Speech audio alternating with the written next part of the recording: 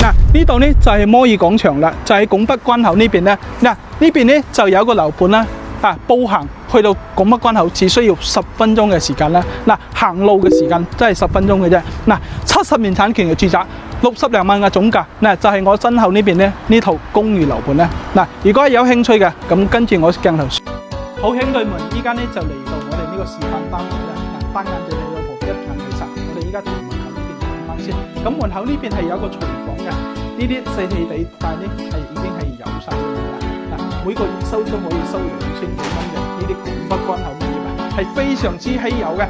而且咧呢個屋苑咧仲係我哋70年產權嘅住宅嚟嘅。嗱，呢邊咧仲有一個陽台啊，出咗嚟。